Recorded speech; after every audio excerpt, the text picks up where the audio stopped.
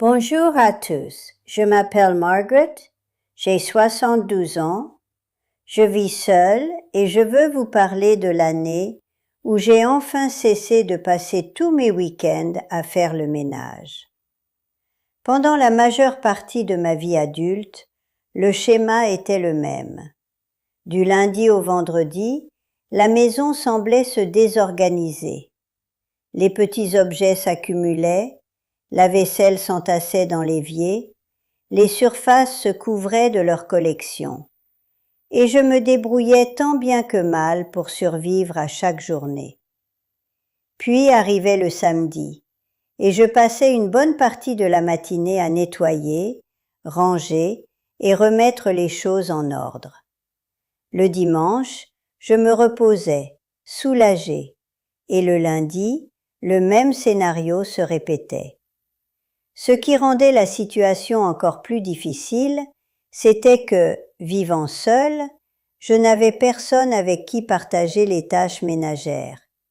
Personne pour me dire « je prends la salle de bain si tu prends la cuisine ». Personne pour m'aider à déplacer des meubles, à faire la lessive ou à nettoyer les surfaces.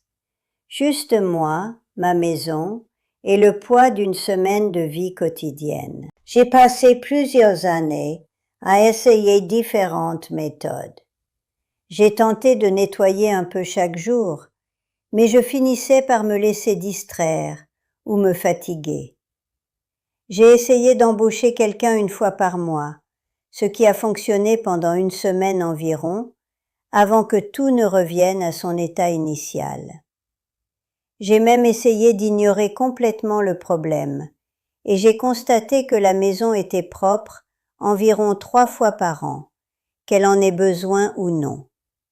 Ce qui a finalement fonctionné, ce n'est pas un changement radical. C'est une série de petits ajustements, chacun ciblant une raison précise pour laquelle le ménage n'était pas fait ou n'était pas maintenu.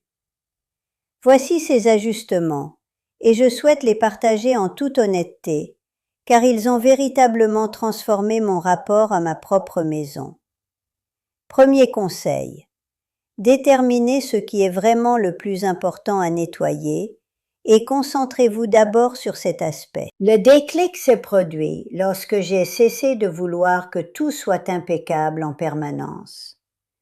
Je dispersais mon temps et mon énergie limitée entre chaque pièce et chaque tâche ménagère, si bien que rien n'était jamais vraiment propre, car je faisais toujours un peu de tout sans jamais rien terminer. Un après-midi, je me suis posé la question en toute honnêteté.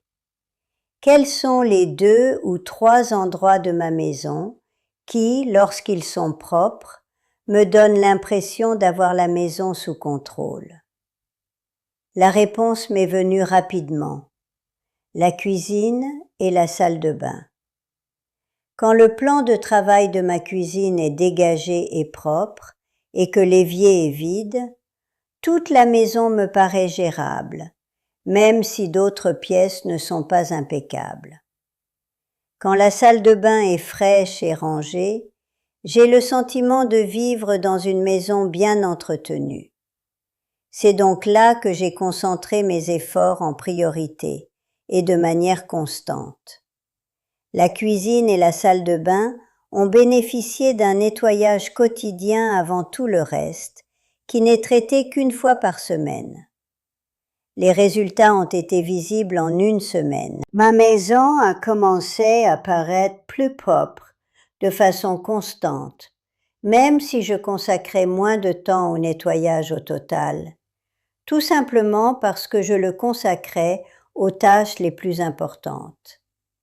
Si vous vivez seul et que vous tenez à la propreté de votre logement, posez-vous la même question.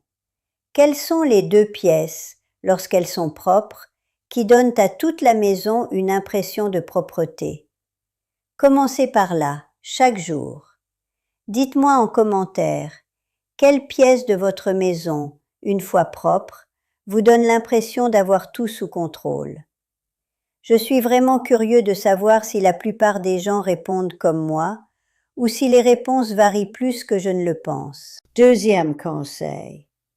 Utilisez un seul produit nettoyant pour presque tout.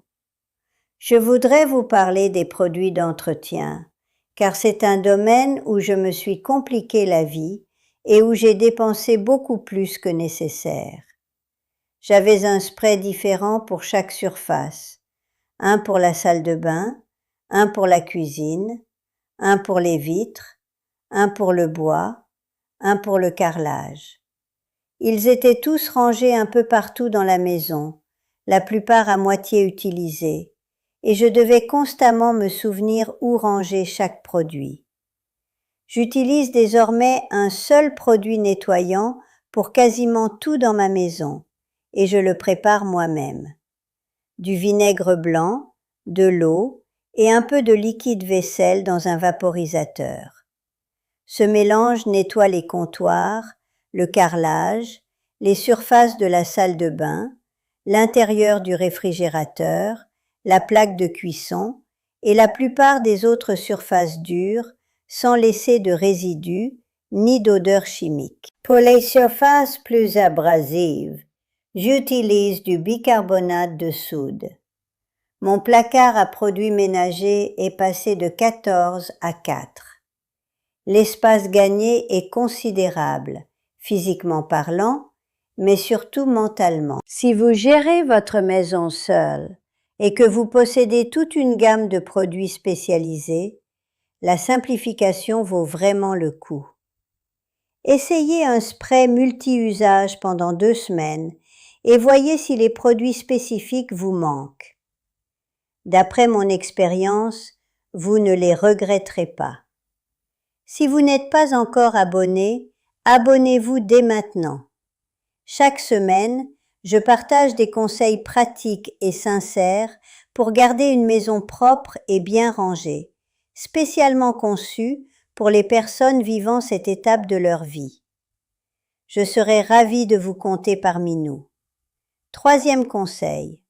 Répartissez le nettoyage sur la semaine grâce à un planning simple. C'est ce changement qui, plus que tout autre, a mis fin à la corvée de ménage du samedi. Avant d'avoir un planning, mon ménage était plutôt réactif. Je nettoyais quand c'était visiblement sale ou quand j'étais motivée, ce qui était irrégulier et m'obligeait à rattraper constamment le retard au lieu d'entretenir la propreté. Un planning de ménage, ça paraît plus compliqué qu'en réalité. Le mien tient à une simple feuille de papier avec les 5 jours de la semaine et 1 ou 2 tâches précises pour chaque jour. Lundi, je nettoie la salle de bain. Mardi, je nettoie la cuisine à fond. Mercredi, je fais la lessive et je la range le jour même. Jeudi, je passe l'aspirateur et la serpillière. Vendredi, je range le bazar accumulé et je fais un grand ménage pour avoir le week-end libre. Chacune de ces tâches prend entre 10 et 20 minutes lorsqu'elle est effectuée régulièrement, plutôt que d'être reportée à plus tard. La salle de bain, nettoyée chaque semaine, n'a jamais besoin d'un grand nettoyage. Les surfaces de la cuisine, essuyées 2 fois par semaine, n'accumulent jamais la graisse et la saleté qui transforment le nettoyage en corvée. Les sols, aspirés chaque semaine, restent propres et bien entretenus. L'idée principale est que le temps total consacré au nettoyage au cours de la semaine est nettement inférieur lorsqu'il est réparti en petites séances régulières plutôt que concentré sur une seule grande session. Nettoyer une salle de bain 10 minutes par semaine prend environ le même temps au total sur un mois que 2 nettoyages en profondeur. Mais le résultat est meilleur et vous évite la corvée du samedi matin. Dites-moi en commentaire, avez-vous un planning de ménage ou nettoyez-vous au fur et à mesure que les choses en ont besoin? Je pose la question car je pense que c'est le changement le plus susceptible de faire une réelle différence si vous ne l'avez pas encore essayé. Et je suis curieux de savoir combien de personnes le font déjà par rapport à combien de personnes nettoient encore comme je le faisais avant. 4e conseil. Le désordre est l'ennemi d'une maison propre, et désencombrer, c'est faire du ménage. Avant, je considérais le désencombrement et le nettoyage comme deux activités totalement distinctes. Nettoyer, c'était passer la serpillière, frotter et essuyer. Le désencombrement, c'était un projet séparé, occasionnel et fastidieux. Je comprends maintenant qu'il s'agit d'une seule et même activité, envisagée sous deux angles différents, car c'est le désordre qui rend le nettoyage difficile, long et décourageant. Imaginez nettoyer une surface sur laquelle se trouvent 12 objets. Il faut déplacer 12 objets, essuyer la surface, puis les remettre en place, et recommencer la fois suivante. Maintenant, imaginez nettoyer une surface avec seulement 2 objets. L'effort physique et le temps sont considérablement réduits. Le résultat est plus esthétique. Et la surface reste propre plus longtemps, car il y a moins de saleté qui s'y accumule. Chaque surface plane de ma maison est une source potentielle de désordre. Le plan de travail de la cuisine, la console de l'entrée, le meuble lavabo de la salle de bain, la table de chevet, la table basse, la table à manger. Chacune d'elles peut accueillir des objets qui n'ont rien à y faire, et chaque surface encombrée devient plus difficile à nettoyer et contribue à l'impression générale de désordre qui rend l'entretien d'une maison difficile. Ma méthode pour gérer le désordre, en tant que personne vivant seule, est simple et continue. Chaque semaine, je fais le tri dans un tiroir, une étagère ou sur une surface, et je me pose honnêtement les questions suivantes. Cet objet a-t-il sa place ici? Est-ce que je l'utilise? Si la réponse est non à l'une ou l'autre de ces questions, l'objet est déplacé. Soit il trouve une place plus appropriée dans la maison, soit il est donné ou jeté. Ce n'est pas une action ponctuelle. C'est une habitude régulière qui me permet de maintenir le nombre de mes possessions à un niveau que mon espace peut contenir confortablement et que je peux gérer sans problème. Les objets décoratifs, les ustensiles de cuisine en double, les choses conservées par habitude ou par obligation plutôt que par réelle utilité, chacun d'eux représente un petit sacrifice, en temps passé à nettoyer votre maison et en termes de clarté de votre espace de vie. Réduisez vos possessions et le ménage deviendra nettement plus facile, presque instantanément. 5e conseil. Utilisez une poubelle avec couvercle dans la cuisine et videz-la régulièrement. Cela peut paraître insignifiant, mais c'est plus important qu'il n'y paraît. Pendant des années, j'avais une petite poubelle ouverte dans ma cuisine que je vidais tous les jours ou tous les 2 jours. C'était pratique, mais cela demandait un entretien quotidien et laissait des odeurs et une impression de désordre à chaque fois que j'étais dans la cuisine. Je l'ai remplacée par une poubelle plus grande avec un couvercle hermétique et je la vide maintenant une fois par semaine, le jeudi, jour que je consacre au nettoyage des sols. La différence est immédiate et visible. La cuisine paraît plus propre quand la poubelle n'est pas visible. Elle sent meilleure quand les odeurs de la poubelle sont contenues.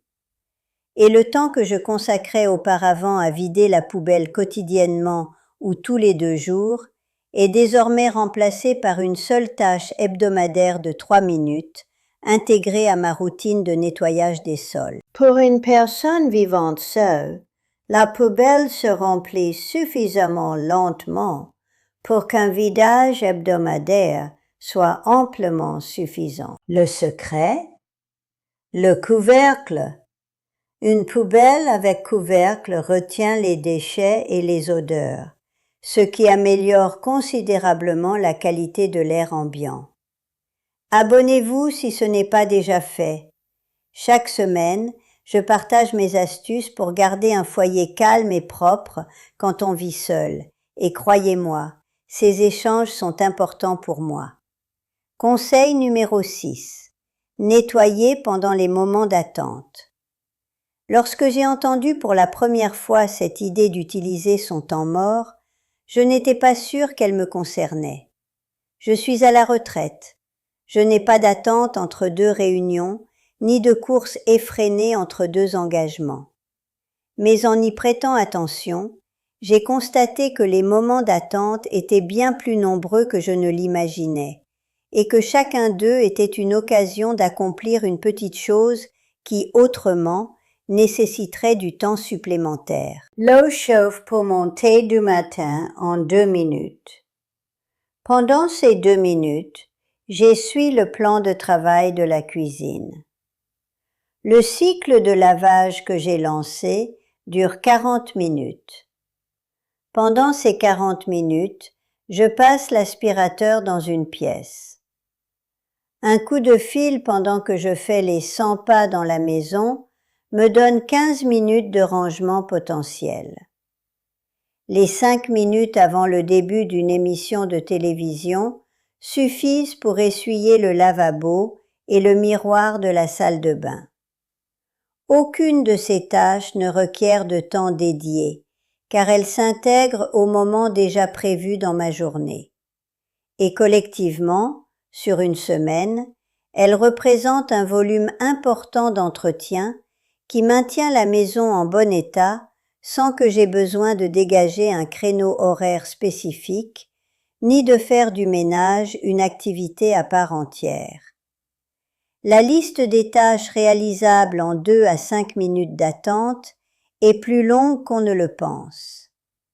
Essuyer une surface, vider le lave-vaisselle, rincer le lavabo, plier le linge, trier le courrier. Chacune de ces tâches, prises individuellement, est mineure. Ensemble, elles constituent l'entretien quotidien d'une maison. Dites-moi en commentaire, y a-t-il des moments d'attente dans votre journée que vous n'utilisez pas pour de petites tâches ménagères? Je ne suggère pas que chaque instant de votre journée doive être productif. Le repos est important.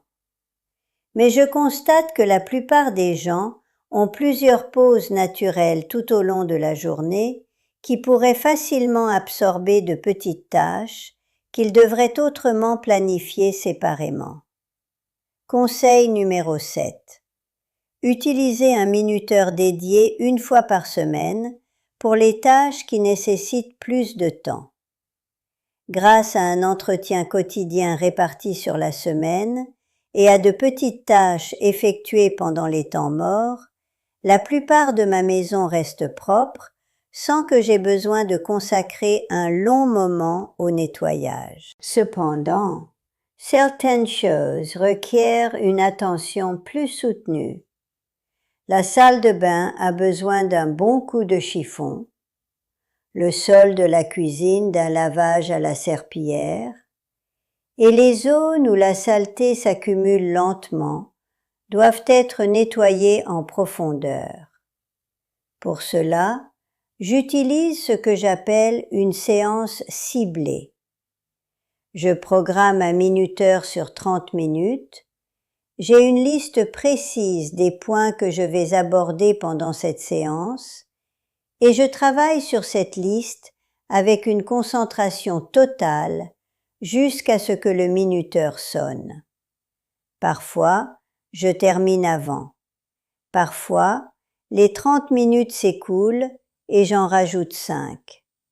Mais c'est le minuteur qui rend cette méthode efficace, car il donne à la séance une fin définie, ce qui la rend plus gérable avant même de commencer. Une séance de nettoyage de 30 minutes par semaine, combinée à un entretien quotidien régulier et à une planification des tâches quotidiennes, suffit amplement à maintenir la propreté et l'agrément d'une maison occupée par une personne. C'est bien moins que les longues matinées du samedi que je consacrais auparavant au ménage, et la maison est nettement plus propre qu'avant. La différence réside dans la régularité et l'organisation, et non dans la quantité d'efforts. Conseil numéro 8. Utilisez le rituel de clôture chaque soir pour protéger le lendemain matin. C'est l'habitude qui donne tout son sens au reste, et celle que je recommande vivement à quiconque vit seul et souhaite se réveiller dans un logement déjà rangé. Chaque soir, avant de me coucher, je consacre 5 à 10 minutes à effectuer les mêmes tâches. J'essuie le plan de travail de la cuisine. Je vérifie que l'évier est vide. Je range tout ce qui a traîné pendant la journée. Je fais un rapide tour d'horizon des pièces principales. Et je prends un instant pour préparer tout ce dont j'aurai besoin le lendemain matin. Le résultat, c'est que chaque matin, je me réveille dans une maison déjà impeccable. La cuisine est prête à l'emploi. Les surfaces sont dégagées. Rien de la veille ne requiert d'attention avant que je puisse commencer la journée. Ce départ matinal serein change complètement l'ambiance de la journée et, tout au long de la semaine, permet à ma maison de conserver un niveau de propreté constant, au lieu de retomber dans son état d'avant. Vivre seul signifie que la frontière entre entretien et négligence s'installe lentement et discrètement, sans que personne ne s'en aperçoive, ni ne vous incite à y remédier. Le rituel du soir est le moyen que j'utilise pour éviter cette dérive, pour remettre la maison en ordre chaque soir et bien commencer la journée. Ce sont les 10 minutes les plus importantes de ma routine domestique, et je ne l'ai jamais regretté. Ces 8 habitudes mises ensemble ont transformé ma maison. D'un lieu qui exigeait un effort considérable chaque week-end pour être présentable, elle est devenue un endroit qui reste propre et agréable toute la semaine. Non pas parce que j'y consacre plus de temps, mais parce que je consacre le temps nécessaire aux bonnes choses, dans le bon ordre, de façon constante plutôt que réactive. S'il y a une chose que je veux que vous reteniez, c'est que maintenir une maison propre à cet âge est tout à fait possible. Pas besoin d'efforts surhumains, ni d'aide professionnelle, ni de sacrifier vos week-ends. Avec un peu d'organisation, quelques bonnes habitudes et la conviction que de petites actions régulières donnent de meilleurs résultats que de grands efforts occasionnels. La maison de vos rêves est à votre portée. Elle se construit petit à petit. J'aimerais avoir votre avis. Dites-moi en commentaire lequel de ces 8 conseils vous allez essayer en premier. Ou si vous appliquez déjà certaines de ces astuces, dites-moi ce qui a le plus changé votre façon de gérer votre logement en solo. Je lis tous les commentaires. N'hésitez pas à vous abonner si ce n'est pas déjà fait. Chaque semaine, je partage des conseils pratiques et sincères pour bien vivre et entretenir un intérieur harmonieux à cette étape de la vie, pour celles et ceux qui se débrouillent seuls et souhaitent le faire le plus facilement possible. À la semaine prochaine!